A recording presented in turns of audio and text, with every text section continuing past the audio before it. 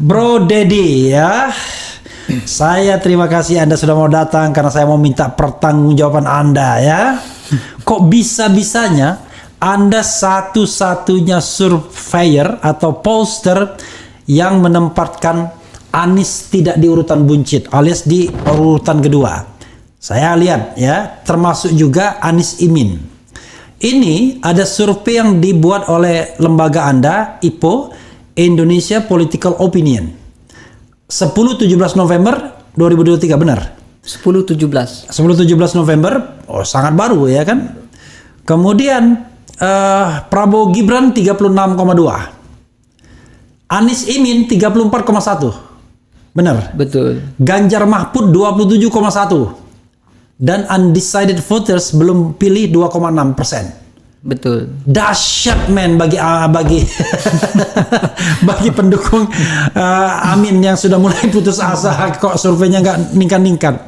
Dan kalau kita lihat margin of errornya berapa? 2,9. 2,9. Berarti kalau naik turun 5,8. Ya dua setengah lah. Ya 2,5 lah. 2,5 ke atas. 2,7. Oke, 2,5 7 ke atas, 2,5 7 ke bawah. Betul. Berarti belum bisa ditentukan siapa nomor 1 nomor 2-nya ini. Karena bedanya cuma 2% nih. Sama Ya. Ganjar jauh, bedanya 7%. Oke, silakan Anda jangan bicara margin of error-nya dulu dan tingkat kepercayaan tentunya, tapi bicara kok bisa ada angka-angka begini. Oke, hari gini gitu. Di sini boleh ya, gebrak-gebrak meja boleh. Boleh. Anda sambil gebrak meja sambil apapun, sambil minum juga boleh. Oh siap. Ya. Jadi Bang Da, perlu saya jelaskan bahwa survei itu kan sebetulnya kan memotret apa yang sedang terjadi di tingkatan pemilih. Artinya ketika terjadi perbedaan dan hal-hal yang lain, saya kira banyak faktornya. Yang pasti misalnya saja karena durasi survei yang berbeda, waktu survei yang berbeda, dan juga mungkin nuansa-nuansa pertanyaan yang juga mungkin berbeda. Termasuk nanti kita akan bicara juga mungkin berkaitan dengan bagaimana menarasikan atau membaca hasil survei. Jadi kalau dikatakan bahwa kenapa kok IPO dalam tanda kutip nekat mempublikasikan hasil survei yang sebetulnya sebelum IPO rilis itu sudah ada beberapa lembaga yang memiliki reputasi yang cukup baik juga melakukan rilis survei, tapi hasilnya sama sekali tidak sama dengan IPO dalam konteks posisi. Artinya dan jangka waktu bersamaan kurang lebih dalam durasi bulan yang sama. Oke, durasi bulan yang sama. Ya, Oktober November. Iya. Tapi perlu saya jelaskan begini.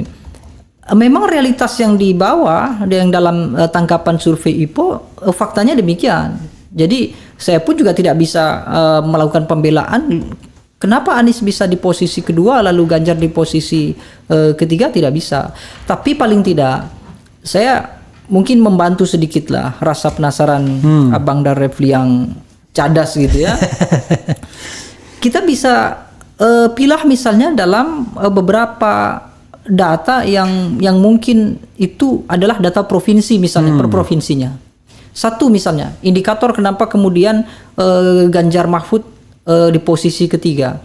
Di tingkat pemilih paling basis sekalipun PDI Perjuangan Jawa Tengah, ini kan dua persoalan, PDI Perjuangan dan Jawa Tengah. Ini adalah basisnya Ganjar. Itu saja Ganjar tidak dominan. Berapa persen? Hanya 58% pemilih PDI Perjuangan yang akan memilih Ganjar. Di PDI Perjuangan saja tidak solid untuk menentukan pilihan mereka pada Ganjar. Itu yang saya jelaskan adalah Jawa Tengah dan PDI Perjuangan. Di masa kontestasi Joko Widodo cukup dominan.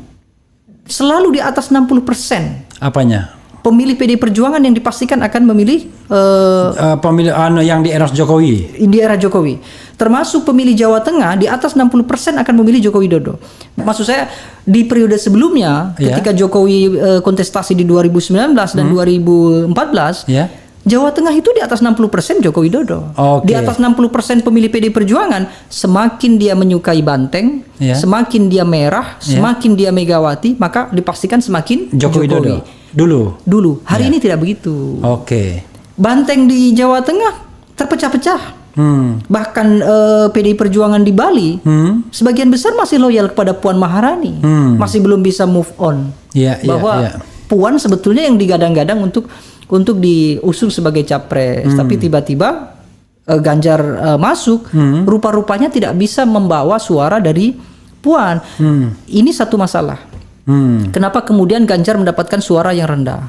Lalu provinsi yang masih di Jawa tentu ya, Jawa Barat.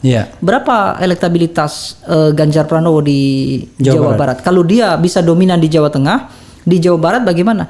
Di Jawa Barat dalam catatan survei IPO hanya 9%. Oke. Bahkan pada bulan Agustus. Yang undecided-nya berapa di Jawa Barat? Yang ya tentu tidak terlalu banyak jauh, ya? masih tetap di bawah angka 10%. Prabowo Subianto sudah di angka di atas 30%, Anies Baswedan di angka 20%, lalu kemudian Ridwan Kamil, baru kemudian Ganjar Pranowo. Ganjar Pranowo posisi keempat. Bahkan itu dengan yang lainnya. Kalau tiga? Dengan yang lain. Yang tiga saja? Kalau tiga saja tetap di posisi yang ketiga. Anies nomor 2. Anies nomor 2. Oke. Dan posisi Ganjar dari sisi persentase di bawah 10%, hanya 9%. Artinya bahwa 9% di Jawa Barat. 9% di Jawa Barat bulan November. Bahkan di bulan Agustus kami melakukan survei dapil khusus di seluruh Jawa Barat. Ganjar juga tidak beranjak dari 7, 8 sampai 9%. Oke. Itu mungkin orang akan bicara, ya Jawa Barat bukan basisnya Ganjar. Jawa Barat memang basisnya Prabowo. Ya sudah, kita bicara coba basis-basis mereka. Jawa Tengah, Lampung, kalau Jawa Tengah Barat. Berapa Ganjar akhirnya? Jawa Tengah tetap masih di angka 59%. Oke. Dia tidak berhasil menyentuh angka 60%. Padahal di situ adalah PDI Perjuangan. Sementara Anies Baswedan berhasil mendapatkan ceruk suara pertama adalah kontra pemerintah. Kalau dilihat dari angka kepuasan kinerja pemerintah dari publik itu 52%. 52% angka yang menyatakan tidak puas terhadap kinerja pemerintah. Artinya Anies punya peluang untuk melakukan kampanye, propaganda, promosi politik di ceruk suara yang 52% ini. Coba nanti dipastikan di beberapa lembaga survei. Ketika Prabowo Subianto mengalami peningkatan elektabilitas, maka besar kemungkinan Ganjar Mahfud akan mengalami penurunan. Kenapa demikian? Karena ceruk mereka sama.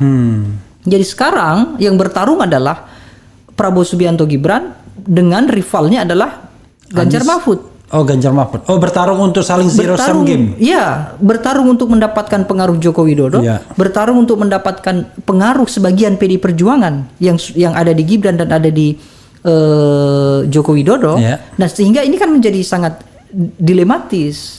Oke, berarti ada dua faktor ya, rebutan Jokowi dan rebutan PDIP. Betul. Kalau rebutan Jokowi Anda bisa memetakan berapa persen ke Ganjar, berapa persen ke Prabowo? Kira-kira. Peluang mereka yang menyukai, yang memilih Jokowi di 2019, memilih Prabowo Subianto itu mencapai hampir 54%. Oke, berarti mayoritas ya. Belum lagi kita bicara soal keterpengaruhan presiden.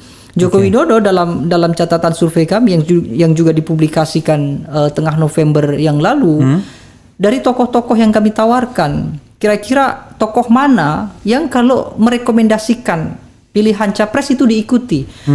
Joko Widodo mendapatkan porsi tingkat pengaruh yang cukup tinggi, 21%.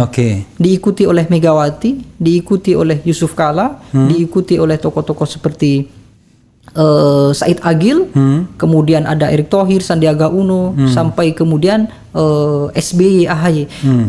SBY saja tidak masuk kategori 5 tokoh besar yang punya pengaruh terhadap pemilih.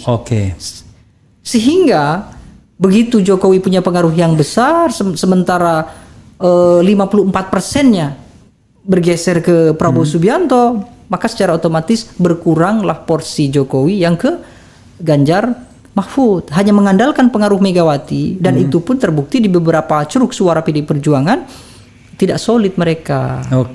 Makanya Prabowo Subianto ini merancang dua hal. Satu, harus menang satu putaran. Kalau terjadi pemilu pilpres hanya satu putaran, maka dalam catatan IPO Prabowo besar kemungkinan akan menang dengan catatan satu putaran kalau berhasil. Berarti dia harus menekan suara Ganjar sampai habis kan?